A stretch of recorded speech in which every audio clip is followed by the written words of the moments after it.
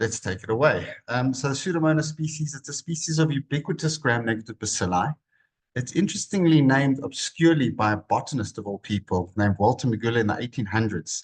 And he named it because he thought it was actually an algae, which he was confusing it with. So he called it a false monas. Monas was the genus of algae which he was studying and which Pseudomonas macroscopically resembled, probably because of the green discoloration, pigmentation. It's a well-adapted environmental species. It's found everywhere, in every deficit in soil, water, plants, insects, animals, although it's not conventionally part of human flora. And it has this propensity to contaminate hospitals, especially things like sinks, scopes, which is important in terms of its pathology that it causes.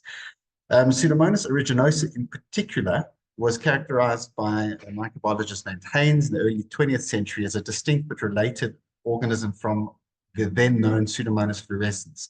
And it was named for the distinct blue-green color pigment, which resembled copper rust, which apparently has a name. This was something I learned, verdigris, which is the name of the rust that causes that blue-green discoloration of copper. And the Latin for that, verdigris, is in fact aeruginosa, and it's an opportunistic pathogen in hosts. If you don't know what I'm talking about, neither did I, but an interesting example is the Statue of Liberty. That's the picture everyone knows, but in fact, that's what it looked like before it got dramatically rusted over. And this green discoloration is in fact verdigris, or the unique rust that occurs on copper structures. It was first associated with wounds with this blue-green discoloration on bandages and an unusual odor, and the pigment was subsequently, in fact, isolated.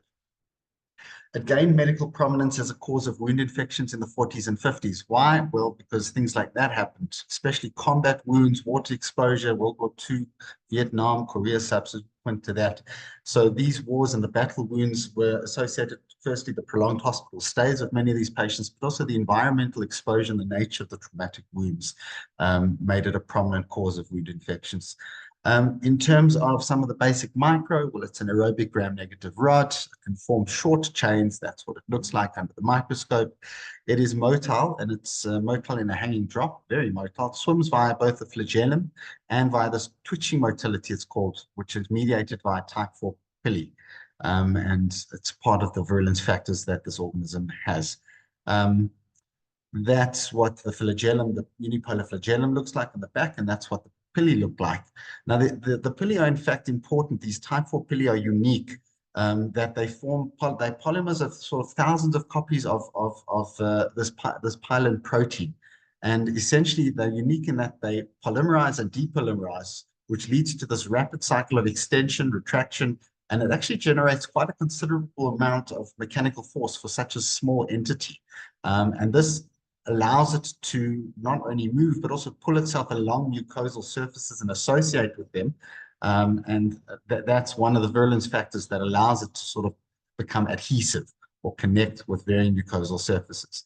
It's oxidase and catalase positive, again, important in terms of the microbiological identification and actually the underlying virulence factors in terms of resistance to oxidative bursts and things like that. That's what it looks like on a plate. So they're these smooth, round colonies on various agar types. This is on McConkey. So these whitish, smooth, round, non-fermenting. You can see that the absence of color change within the Pseudomonas compared to the Klebsiella and the E. coli shown for comparison. Other plates on blood, it's these grayish white colonies, sort of smooth, round. It may or may not be hemolytic. And then there's a selective media called cetramide agar, on which it will grow. And many other organisms will be inhibited by cetramide, which is in fact an antiseptic. And I always forget it's the antiseptic found in either Savlon or Dettol. I keep forgetting, but it's one of them. So obviously this Pseudomonas would be resistant to those antiseptics. And then the diffusible pigments, which are common, especially the pyoverdin, which is the sort of greenish color, but it can also produce pyocyanin, a more bluish color, and pyorubin rarely, which is a reddish color. These also fluoresce, which is another potential way of identifying it. And again, everyone who's seen them on the plate, they're certainly fascinating the way they look. And the last tidbit of microbiology is they have this classical grape-like odor. And it's because of a byproduct of metabolism. They produce something called aminoacetophenone, which essentially confers this grape-like odor. In terms of the epidemiology, well, it's implicated in both community-acquired and hospital-acquired and hospital-acquired infections, although it's obviously much more common in the latter. Um, in the US, some numbers, it's the sixth most common pathogen in all forms of hospital-acquired infection. It's the second most common cause of ventilator-associated pneumonia, third most common cause of a catheter-associated UTI. You're getting the picture that this is an organism that really can cause trouble in the hospital environment. High-risk patients include those admitted to ICU, those with burns, neutropenia, prolonged stays, cystic fibrosis, and these are really at risk for this organism. It forms part of the escape pathogens. Again, I'm sure everyone's aware of the escape pathogens in this audience. Obviously, a select group of organisms with concern for evolving resistance and the urgent need for the development of new and novel antimicrobials to circumvent the evolving and growing resistance in these organisms. In terms of where it fits in the worldwide stage, in terms of the escape organisms and the mortality they confer, well, this was from a 2019 study trying to estimate from an expansive literature review the overall reported mortality, and around 30 to 40,000 was what they could count just from looking at active literature and active studies looking at this disease. If one then goes and does modeling studies, this is a paper from the Lancet that I think was quoted as well last week in the discussion on antimicrobial resistance in peds. Again, modeling suggests that number's closer to 300,000–400,000 deaths per annum. And a large group of that, and this is mortality associated not just with Pseudomonas, but specifically with resistant Pseudomonas or associated with resistance. So really not a minor play on the world stage.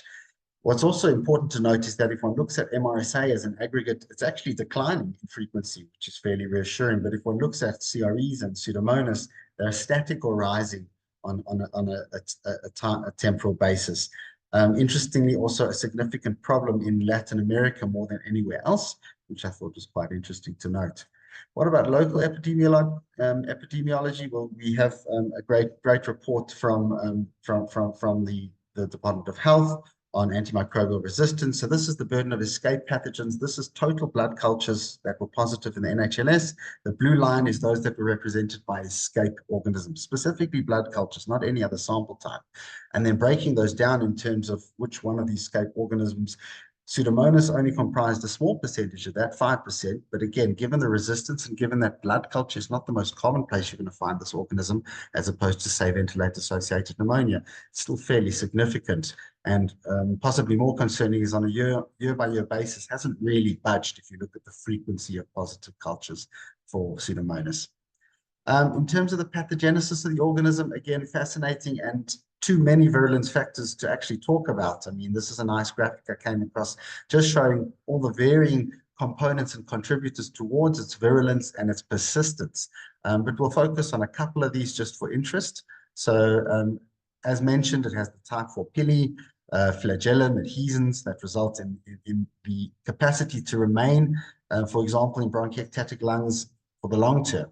It's like all gram-negatives, has lipopolysaccharide in its cell wall, which, as we know, is a virulence factor and can cause sepsis, septic shock, SIRS-type responses.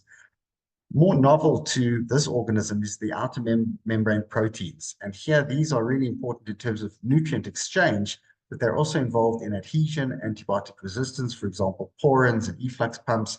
So a lot of novel proteins within the outer membrane, which confer virulence and resistance. It secretes a number of cytotoxins via what's called the type 3 secretory system, and these affect the intracellular environment. They can block phagocytosis and inhibit bacterial clearance. So again, well adapted to become and remain pathogenic. Pyocyanin is not something that just looks pretty, but in fact, it induces oxidative stress on the host cells. And it has a number of lytic enzymes, for example, elastase and phospholipase, which certainly in sick lungs may well be one of the things that results in progression of disease in patients with colonization of this organism. It engages in quorum sensing. And this is a nice graphic I came across. What is quorum sensing? So essentially, one bacillus will recognize if it's alone, if it's a lone soldier, or if it's in the company of its kindred spirits.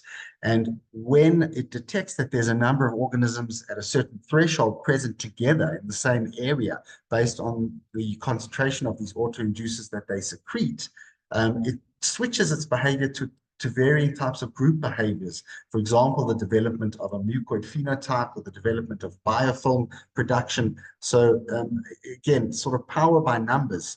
If you develop a decent quantity of the organisms in a given area, and that fosters further virulence and further resistance, where they sort of work as a team in a sense.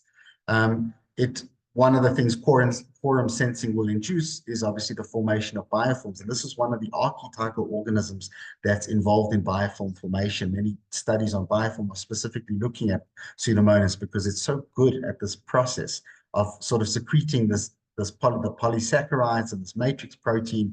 And the problem with biofilm is it's notoriously difficult to then eradicate. Number one, because your PK of drugs getting into the biofilm are subsequently impaired. And number two, because your biofilm cells are not planktonic, they're not rapidly dividing. And so many of your antibiotics that need rapid division to be effective, cell wall targeting drugs, things like that, or even DNA synthesis targeting drugs, may be much less effective because of the slow division within the biofilm.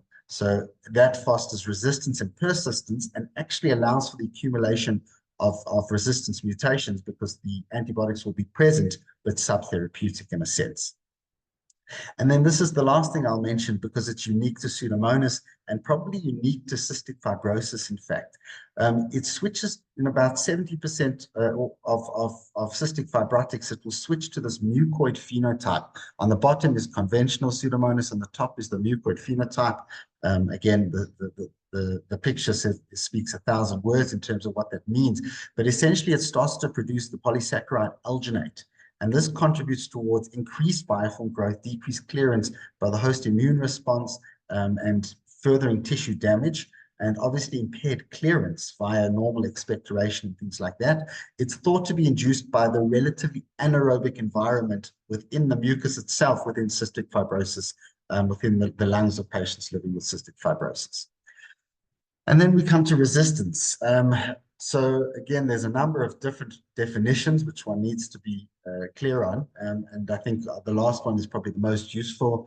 Carbapenem resistant, that one is self-explanatory. Multi-drug resistant Pseudomonas is defined as when it's non-susceptible to at least one agent in 3 or more antimicrobial classes. And extensively drug-resistant XDR is when the isolate is non-susceptible to at least one agent in all but 2 or fewer antibiotic classes. Probably the most useful clinical definition is difficult to treat Pseudomonas aeruginosa.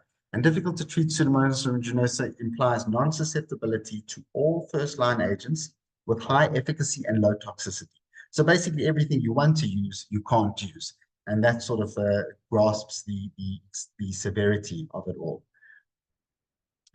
What are the resistance mechanisms? Well, again, I think many of the people in this audience know this, but just for our own revision. So firstly, reduced permeability. There's various porins, these outer membrane proteins, which are involved in possibly the transmission of nutrients and various other factors that the organism needs, but they're also the access point for many antimicrobials. And so mutation or loss of these porins will reduce permeability and prevent antimicrobials, especially beta-lactams, getting into the site of action where they can act on peptidoglycan or penicillin binding proteins. Efflux pumps, which are also quite common and essentially pump out your antimicrobials. Then things like antibiotic modifying enzymes, which play a big role in aminoglycoside resistance and quinolone resistance, and then inactivation, which again, things like beta-lactamases we know all too well. But what's interesting is that as opposed to the other Enterobacterales, for example, Pseudomonas can develop non-sequential resistance. If you look at, for example, beta-lactams, or let's take carbapenems at the bottom, the most common mechanism for resistance is in fact porin loss, not beta-lactamase production. Obviously, it does produce certain beta-lactamases. Common ones include AMP-C, so class C. Occasionally can produce OXA, but also can produce MBLs. But what's interesting is this allows for a non-sequential progression of resistance. You may have a scenario where it's susceptible to ceftazidime, but resistant to imipenem, as an example. And that's not something we tend to see in your Enterobacterales commonly, where there's more sequential and progressive resistance. So it really is quite unpredictable at times which antimicrobial classes a given organism will be resistant to in a given setting. What are the risk factors for infection? Again, I think this goes without saying, but it's anyone who's either been in hospital a long time, so ICU, bedridden, prolonged stays, the invasive devices that come with that. Unique risks include diabetes, neutropenia, certain subtypes of surgery, the presence of a tracheostomy, and obviously known colonization. All right, so what are some of the infectious syndromes that this organism can cause? So again, there's no shortage, and we're not going to go through all of them, but we'll pick on some of the more interesting ones. In terms of pulmonary, we'll talk about ventilated hospital-acquired pneumonia, for which it causes a significant amount, certainly more than community-acquired pneumonia. The role in bronchiectasis, we'll touch on various subtypes of bacteremia, some interesting skin and soft tissue infections and variations, its role in intra-abdominal infections, and some rare bone and joint diseases associated with it. So does it cause community-acquired pneumonia? It's particularly uncommon. Again, you'll find varying figures, but as uncommon as 0.3%, as common as 17%. But it's strictly speaking an uncommon cause of in the absence of clear-cut risk factors of community-acquired pneumonia. But there are some risk factors which might increase the likelihood in a given patient of having Pseudomonas as a cause of community-acquired pneumonia. When it comes to hospital-acquired or ventilator-acquired pneumonia, it's consistently within the top 3 organisms, especially for ventilator-associated pneumonia in most epidemiological studies. It has a comparably high mortality compared to other pathogens, as high as 70% in VAP, which is much higher than several other Enterobacterales. There's limited published data in South Africa with reference to pneumonia in adults, but there's been multiple prior outbreaks in NICU, for example, with a high mortality, especially in those patients in a high risk population. In terms of bronchiectasis, well, it's a contributor to acute exacerbations. And so that has relevance in terms of empiric antimicrobial choice. You need to take that into account. And the recently released South African bronchiectasis guideline would suggest considering a quinolone or anti-pseudomonal beta-lactam as initial therapy in a patient with a presumed infective acute exacerbation of known bronchiectasis. In terms of chronic infection, so here there's a ton of data for cystic fibrosis, more so than for non-cystic fibrosis related bronchiectasis. And there, up to 80% of these patients with cystic fibrosis are colonized by Pseudomonas by adulthood. And the adaptation to colonization, as I described above, with this mucoid phenotype makes it quite hard to eradicate. It initially can remain quite dormant, but the problem is it then progresses to develop a multi-drug resistance, and then when one does exacerbate, it's difficult to treat. And there's a well-described in cystic fibrosis, in particular, potentiation of lung function decline in those who are chronically colonized, which also has clinical significance in terms of treatment options. What about bacteremia? Well, this is from a study quite some time ago, but at my hospital, at Chris Hani Baragwanath Hospital by Prof. Perovich and co, just looking at over a year bacteremia from Pseudomonas, and some interesting things. They found as high as 35% were defined as community acquired, although they acknowledged there was some record-keeping deficits to strictly define that. Many may have been healthcare associated. Very high mortality, I mean, 46%, 35% in adults. So particularly high mortality. And the typical risk factors: burns patients, immunosuppression, hematological malignancies, and neutropenia post-trauma. And again, a significant proportion, 31% of these patients were in some form of ICU, again, which we know is a risk factor. So it carries a high mortality, higher than other gram-negative bacteremias in comparative studies. It carries double the mortality on average as compared to, so for example, Staph aureus in this one study. And when you have resistant isolates causing a bacteremia, the mortality is as high as 1 in 2. There's no distinguishing clinical features, so one really needs to be cognizant of the risk factors in a given patient, although occasionally there are these nice, unique cutaneous manifestations, things like ecthyma gangrenosum, which again looks something like that. These small necrotic-centered lesions, they may or may not have a greenish edge, which again is potentially a clue or cue. The other place where bacteremia is common is in febrile neutropenia, where 50% of these patients will have a true bacteremia. And historically, Pseudomonas was a prominent organism in this population. There has been a shift, an increase in gram-positive bacteremia in neutropenic patients, probably to do with prophylaxis practices, for example, but still in a large literature review sort of from the last decade, 10% approximately of neutropenic patients with febrile neutropenia who were bacteremic had Pseudomonas. So it's still a significant player. And most or all guidelines suggest on still focusing on pseudomonal cover because it carries such a high association with mortality and severe sepsis, septic shock. And obviously mortality tracks with delayed effective therapy, as with many other severe sepsis from gram-negative organisms. So the initiation of empiric therapy should be targeted towards this organism, amongst others. Infective endocarditis is not common, but it is interesting. 1.5% less than overall. But the major risk factor in these pretty much all the cases I've seen have been associated with IV drug use. So 90% of cases with IE will have a history of intravenous drug use. The other 10% approximately cardiac device associated. So one needs to consider if the patient has stigmata of IV drug use or risk factors or failure to clear the bacteremia on appropriate therapy, the active exclusion of infective endocarditis. It carries a very high mortality. It's difficult to eradicate, and it's usually an indication for surgery because of that, as with all other non-HACEP gram-negative endocarditis cases where most guidelines suggest early surgery. Burns units, again, this is the bane of many burns units' existence. So it's important to know that burns, beyond just the skin loss, induce various forms of immunosuppression. They alter neutrophil activity, they cause T-cell lymphocyte dysfunction, and an imbalance in the production of cytokines. It's not just the exposure as an access point, but actually some degree of immune dysregulation. And up to 57% of burn wound samples will test positive for Pseudomonas. It pretty much competes with staph for the top spot. Most of these patients will develop it after around 1 week's admission, and clinical cues might include discoloration of the burn eschar or degeneration of previously granulating tissue. It's associated with increasing mortality and a risk of bacteremia. And to make the diagnosis, it's best confirmed with a tissue biopsy because it can be a colonizer, which certainly increases the risk of subsequent tissue infection and increases the risk of bacteremia and skin graft failure. But to diagnose a clear-cut infection, ideally, it should be quantitative, 10 to the 5 colony-forming units per gram of tissue to differentiate colonization from true infection. So the laboratory can perhaps do that. In terms of surgical site infections, it's not that common, but there are certain risk factors when it will become a player. Again, a bit of a broken record, prolonged stay, multiple antibiotic use.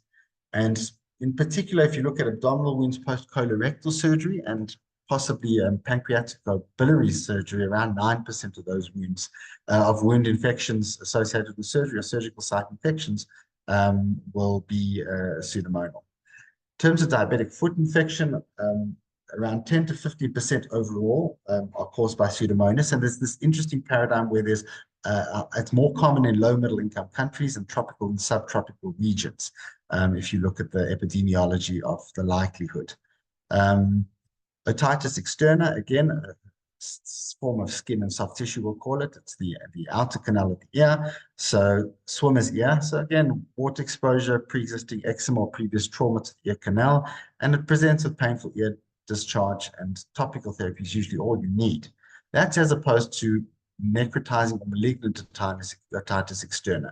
So this is a disease in the elderly diabetics. That would be the typical patient. It's aggressive, it's life-threatening. It progresses quite rapidly to involve soft tissue and bones of the skull base, with the risk of subsequent septic thromboembolism and cranial nerve fallout. And these patients need aggressive debridement and systemic therapy, and in fact still carries quite a poor prognosis.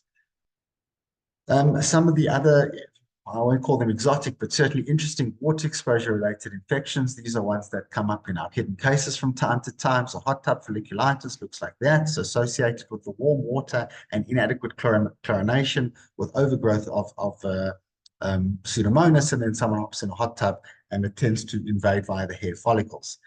Hot hand-foot syndrome, another interesting one. Looks like that. It's associated with, again, poorly chlorinated pools where there's likely biofilm and a high inoculum of Pseudomonas on the floor or the wall, and you traumatically inoculate that quite superficially into the superficial layers of the skin, and it presents with literally, as it sounds, hot hands, these very red or reddened areas. And the last one is Pseudomonas paronychia, again, not common, but certainly unique in that it's a paronychia with this greenish discoloration, and quite difficult to treat it at times. What about intra-abdominal infections? So complicating sepsis or perforation of a hollow viscus. So it's a relatively unusual cause of primary intra-abdominal infections because it's not part of the normal GI microbiome, but it's associated with patients who need recurrent relux, prolonged hospitalization, complicated infections or tertiary peritonitis, multiple drains, the exact type of patient who it will then become either part of their microbiome or associated with biofilm along the drains, or things like that. It's the third most common gram-negative organism in this group, and specifically in the ASPECT trial, for example, which was looking at ceftolozane tazobactam, around 10% of patients in that cohort had Pseudomonas on intra-abdominal samples. Source control targeted monotherapy has a fairly good microbiological cure rate, but the patient profile might dictate the overall mortality and outcomes. What about PD-associated peritonitis? So again, 5 to 8% of peritoneal dialysis infections will be associated with Pseudomonas, and often there's an associated extract infection. This is usually, again, biofilm related along the takeoff or the peritoneal dialysis catheter. And ideally, one should remove the catheter in these patients and in those failing to clear on subsequent cultures because, at least in one study, an independent predictor of mortality was not removing the catheter. And again, these cases can be complex and there may be no alternative dialysis options for these patients. So it's not always something that one wants to do, but it's important to note that trying to salvage the catheter, which is an acceptable approach at times, may in its own right predict mortality. It's one of the scenarios, and we'll discuss it a bit later, where guidelines actually suggest dual therapy because of the high failure rate, and we'll discuss some of the other scenarios like that. But again, because it was associated, at least in two retrospective studies, in fact, with a higher cure rate, there's no prospective trial looking at this directly. And again, as always in peritoneal dialysis, intraperitoneal antibiotics are preferred to systemic. But again, these are the recommended options, Gentor or Cipro, plus Keftaz or Kefapine intraperitoneally. Bone and joint infections, again, associated with IV drug use and hardware. And in people who inject drugs, it may be as common as staph as a cause of vertebral osteomyelitis. It causes unusual sites of septic arthritis, places like the symphysis pubis or the sternoclavicular joint, which are not classical sites for bone and joint infections, but associated with injection practices. And then combat-related osteomyelitis, as I mentioned, traumatic wounds contaminated, especially with maceration, with water exposure, etc. So what are the principles of treatment? And again, I'm going to touch on principles, and some of this will get somewhat involved, so I apologize, but we'll try and move through it.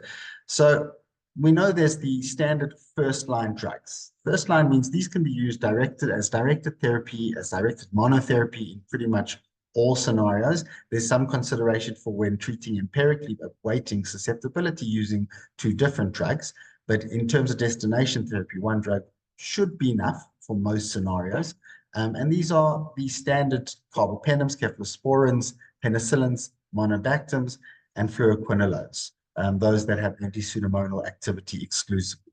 And then there's your second line agents, where we know that they have in vitro activity against this bug, at least aminoglycosides and polymyxins do. I'm not going to touch on fosfomycin in detail, quite contentious in its own right. But the second line, where do the second line agents fit in? Well, that's a little bit more complex in terms of using them as monotherapy, and there's select scenarios where that may be acceptable. And then there's the discussion of combination therapy if you are using them. So again, beta-lactams, the anti-pseudomonal beta-lactams are the gold standard of therapy, as they are in most infections. But there's very little data comparing one anti-pseudomonal beta-lactam to another. So assuming all else equal, they remain the gold standard. That's the original British gold standard. And for anyone who wants to review, there's a good talk on YouTube by Dr. Jeremy Nell on beta-lactams as a clinical overview. One of the things we do need to keep in mind, and I like this, the meme was RCTs are the gold standard. Oh, so they're like a shiny rock that only has value because people with a vested interest say so. So we assign a lot of and ascribe a lot of our attention to the outcomes of randomized trials when it comes to assessing evidence. But that's just an interesting paradigm to view it with. But what about fluoroquinolones? Now, not our go-to drug classically for bacteremia. We do use them in many other severe infections. So again, they're considered as first-line drugs, so as acceptable alternatives to your anti-pseudomonal beta-lactams. Now, they are bactericidal drugs, whether that is important or not. And there is experience with severe infections. We use them in pneumonia, salmonella, bloodstream infections, for example. So there's certainly evidence using them in various forms of severe infection. There's not a lot of data comparing fluoroquinolones to beta-lactams, but where it has been done, and again, majority retrospective, there are two small prospective studies looking at this. It comes out, at least in this meta-analysis from 2021, as all things considered equal. Again, if you look at survival, I mean, this small study, all three of these were retrospective and not huge numbers, but actually was possibly better.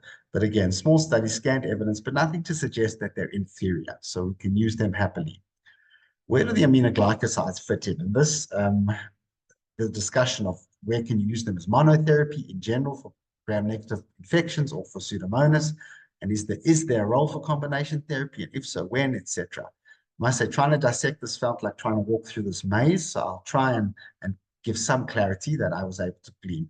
So with gram-negative bacteremia in general, they're a bit of a no-no. Reason is, again, this is one large single-center prospective study. It was a tertiary hospital over 5 years in patients with gram-negative bloodstream infections, and aminoglycosides as monotherapy had a higher mortality. If you look at the overall definitive treatment, 23% mortality versus 13%. They didn't power, it was a prospective study, they didn't power it to actually directly compare. There's a number of other similar studies that show similar outcomes. So aminoglycosides seem suboptimal when it comes to bacteremia as monotherapy.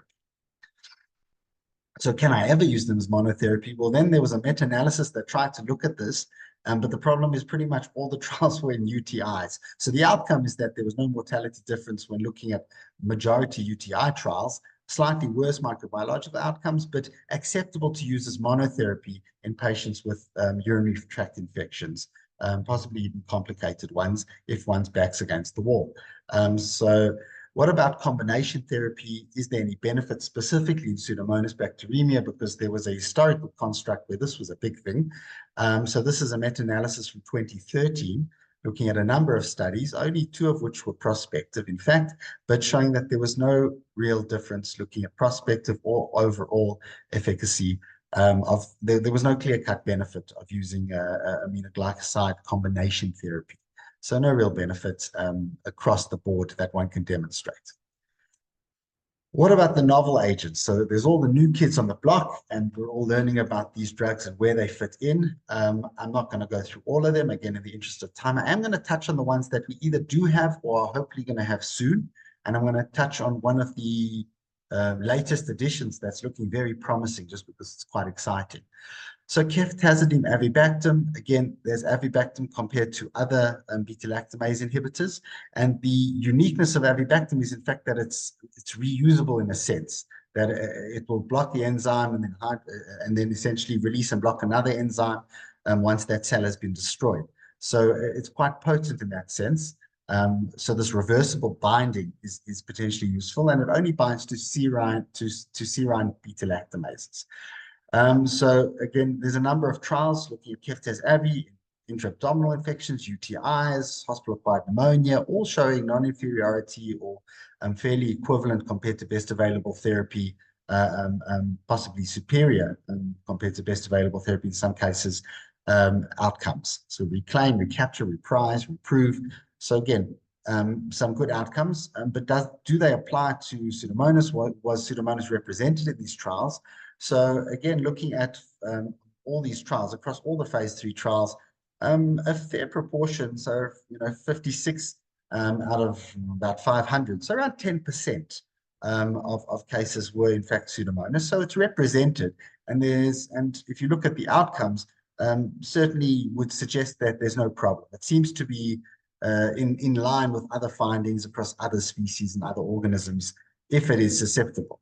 So when does it work though? So again, it's a beta-lactamase subtype, and the absence of porin or efflux-based mechanisms are going to be what dictates susceptibility.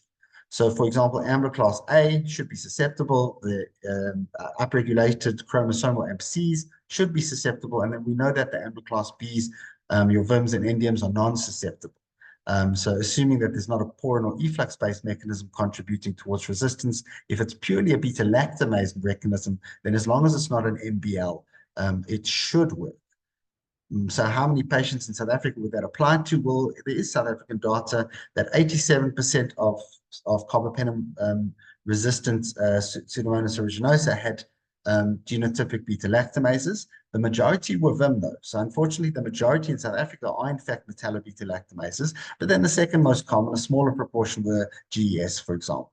So it suggests that regional differences matter. It matters based on where you are. This might not be as useful perhaps in New Delhi as it would be in South Africa. We know that our carbapenemase profile differences from country to country. And an interesting idea, perhaps a cost-saving exercise, is one could consider screening isolates for common beta-lactamases prior to susceptibility testing, because if you demonstrate there's an MBL, well, then there's no point in generally going forward with susceptibility testing, because one's going to assume it's going to be non-susceptible. What about ceftolozane tazobactam? So again, this is an expanded spectrum 5th generation cephalosporin combined with a well-known beta-lactamase inhibitor. It has a very high affinity for penicillin binding protein 3, which is one of the key penicillin binding proteins found in Pseudomonas, and it's also stable against AMPCs, which are one of the more common beta-lactamases found in Pseudomonas aeruginosa organisms. So it's also less likely to be affected by porin loss and efflux pumps, because those tend to have more activity on carbapenems than on cephalosporin, so it may circumvent that mechanism. So again, are there trials? Number of phase 3 trials showing good outcomes, again in the same variety of pathology, abdominal infections, UTIs, and pneumonia. And again, good outcomes, good primary outcomes, although there's a lot of discussion that, for example, in the aspects NP trial looking at pneumonia, the dose of meropenem was thought to be suboptimal. So you were comparing it to a comparator drug that was suboptimal, setting yourself up for success. But certainly in vitro has good susceptibility. If one looks across the phase 3 trials and look specifically at how much was represented by Pseudomonas, if you look by organism, Enterobacterales or Pseudomonas, still seems to be okay in terms of non-inferiority being met. And then local data, again, from Perovic, in a published paper on South Africa. So again, 85% of South African isolates that were surveyed were susceptible to ceftolozane tazobactam. So again, a promising drug for us. Then what about cefiderocol? This is hopefully a drug that there's expanded access programs in process or in progress. So hopefully, and it's incredibly expensive, but hopefully we'll circumvent that eventually. It's an interesting drug. It's the siderophore cephalosporin. So it links ferric iron and uses that to sort of sneak into the outer membrane by pretending it's part of the iron sort of complex, and then it decomplexes and it can act on the penicillin binding protein. What's useful here is that it's quite resistant to beta-lactamase degradation, including MBLs and MCs, and it circumvents porin loss, which means that a lot of these patients you'll have susceptibility. The entry mechanism is unaffected by porin loss. Again, that was just a nice comic I came across. So again, he tries to pretend to be the iron and makes his way into the cell wall. Again, US and European surveillance data, I couldn't find South African data, shows that in vitro susceptibility is well over 98, 99%, which is very exciting. And then there's the credible CR trial, which was a multinational trial with similar primary endpoints versus best available therapy, so clinical cure, microbiological cure. But there was this higher mortality in the cefiderocol group that was that sort of caused everyone some pause. So again, looking at secondary analysis, again, this is the credible CR, some of the outcomes, again, pretty much equivalent in terms of treatment. and my clinical cure, microbiological eradication. But at the end of the day, the mortality seems to be higher. It specifically was in patients who had more than one organism, especially with Abomania. Your Acinetobacter species co-infected patients had a much higher mortality when using ceftobiprole, as compared to those without co-infection with Acinetobacter. And the explanation for this is thought to be that those who seem to have Acinetobacter species co-infections were a much sicker cohort, much older, more ICU, more ongoing shock. So again, not well matched. So that may be an explanation, but it's led to pause. So for example, the ITSA guidelines suggested as an alternative, but they won't suggest it up front. In severe infections, pneumonia, bacteremia caused by difficult to treat resistant Pseudomonas. And then the last drug, novel drug I'm going to mention before we talk about one or two of the contemporary issues in decision-making with pseudomonal treatment is cefepime-taniborbactam. This is from a paper published this year, a couple of months ago. And I'm just putting it up here because it looks quite exciting. So, I mean, we're going to have to see how this plays out. But taniborbactam is a bicyclic boronate beta-lactamase inhibitor, but it's inhibitory against all four ambler classes of enzymes, including MBLs. And that's a real game changer potentially. It's active in vitro against most isolates of CRE, many isolates of MDR Pseudomonas ruginosa. And again, as with all these registration trials, they did a trial in UTIs in which composite success of test of cure, it was non-inferior, possibly even superior. So again, exciting, something to watch. It still needs to be trialed in pneumonias, bacteremias, intra-abdominal infections, etc. So there's still a way to go, but this looks like a promising new drug in the armamentarium. All right, so putting all this together, I isolate a Pseudomonas organism. Now what do I do? So firstly, the site of infection matters. Is it a bacteremia? Is it a UTI? Is it a pneumonia? Is it susceptible to any first-line agent, one of the beta-lactams or one of the fluoroquinolones? If it's resistant to first-line but susceptible to one of the novel drugs, well, then you would use those. If it's susceptible to any first-line drug, then you would use that.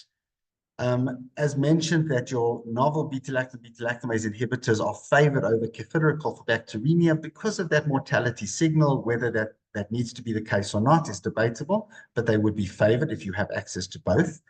Aminoglycoside or colistin monotherapy are options for some cases of UTI.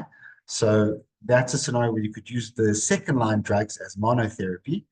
But what happens if it's non-susceptible to the novel beta-lactamase inhibitor drugs, or they're not available, as they very rarely are in the state sector for many of these patients? So if it's a urinary tract infection, well, then aminoglycoside or colistin monotherapy is adequate.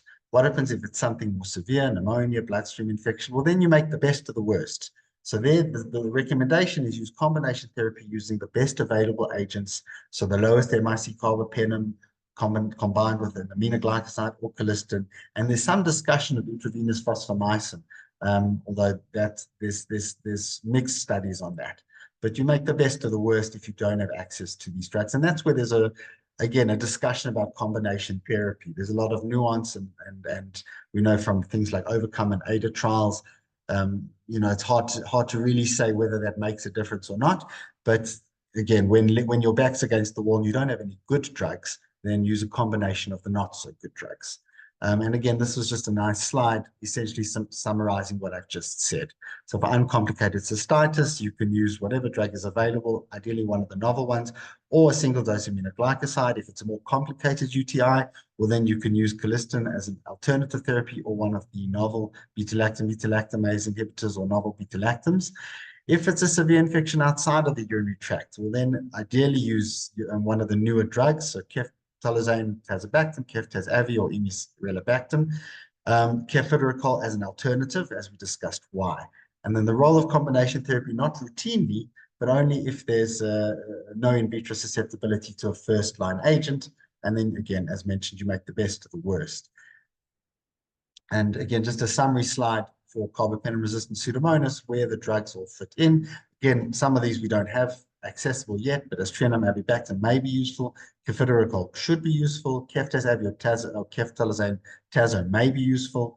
Imirelo should be useful. And then you're left with your sort of second-line drugs. So let's talk about we'll finish off with two or three of the contemporary conundrums. So the first question is dual therapy ever indicated? And I'm talking about dual therapy with a first-line drug, for example, not where you're trying to make a concoction of efficacious drugs because you don't have anything good. So some of the arguments that are made, well, let's make sure we ensure adequate empiric coverage while we await susceptibility. So again, this is a famous graphic from Kumar et al., a famous paper showing it's almost too good to be true, but showing this linear relationship between survival and delay to initiation of effective antibiotics in patients with septic shock in particular. So from hypertension onset. So again, a lot of people, say it's a bit too good to be true, and there's some discussion around this paper. But we know that with Pseudomonas, that's probably the case. With most gram-negatives, certainly for patients sick, delay to effective therapy is potentially going to result in mortality. So the argument is made that when there's signs of severe sepsis or septic shock, or the patient's neutropenic, or burns patients with serious infections, or where the underlying resistance profile is likely, then when you know you have Pseudomonas and you don't yet have susceptibility, then there's an argument to be made for using two different drugs from two different classes to increase your chance of empiric coverage. But this is empiric. Once you have targeted therapy, then one should narrow down. And again, this is, 30-day mortality in terms of length of delay in Pseudomonas. So the same does apply. The longer one delays effective therapy, the higher the mortality, which makes sense. What about preventing emerging resistance? Again, an argument that's often made in terms of Pseudomonas. Well, these are two oldish papers looking at combination therapy, finding that it did limit the emergence of resistance. Unfortunately, it was in these little guys and not in humans. When it comes to human trials, the evidence is unfortunately not so clear. At least in this large meta-analysis in general with gram-negative infections, not exclusively with Pseudomonas from 2004, there was no clear benefit in terms of preventing emerging resistance. And if you squint a little bit at this meta-analysis, you might even say that it favors monotherapy. In other words, maybe exposing the patient to numerous drugs increases the risk of dual resistance. So while this certainly holds true for tuberculosis, for example, for Pseudomonas or for gram-negative infections, it's a bit of a stretch and it's never been clearly demonstrated in humans. What about synergy? Again, a nice concept in terms of in vitro testing, but does it actually make a dent in terms of outcomes? And again, this is from the same paper I quoted before, looking at a subset of Pseudomonas. And again, combination therapy didn't really result in any clinical outcome difference. You can see that relative risk, 0.07 to 32, pretty wide for Pseudomonas. But what was clear as day is that the increase in adverse events when you include an aminoglycoside is obviously going to be there. And so there's no clear benefit. There is quite clear risk. And so there would be an argument to be made that despite the concept of synergy holding true, and we apply it in certain infections like endocarditis, perhaps in general for gram-negative infections and Pseudomonas, there's probably more risk than benefit based on available evidence. And then lastly, what about specific scenarios, difficult to eradicate, biofilm associated? And here there's some argument to be made for it. So for example, in peritoneal dialysis associated peritonitis, again, you've got two retrospective studies showing better outcomes, and that's actually informed the guidelines. And it's probably to do with the fact that you've got an indwelling catheter that has to stay there. So the recommendation from the international guidelines on treatment of peritoneal dialysis associated infections is to give two effective antibiotics with different mechanisms based on susceptibility up front. Again, there's no RCT and there unlikely ever will be. But certainly that's one scenario where it's recommended at a guideline level based on a fairly low level of evidence.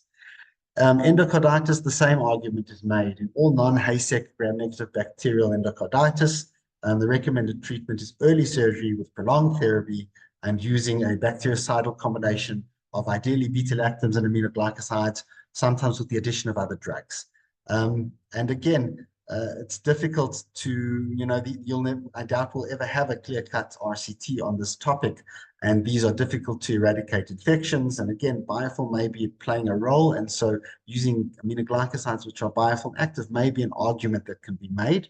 And again, the guidelines at the moment recommend it, but acknowledge a low level of evidence. And then the last place to discuss is combination versus monotherapy in cystic fibrosis, bronchiectasis exacerbations. So again, here there's a Cochrane review and looking at mono versus dual therapy.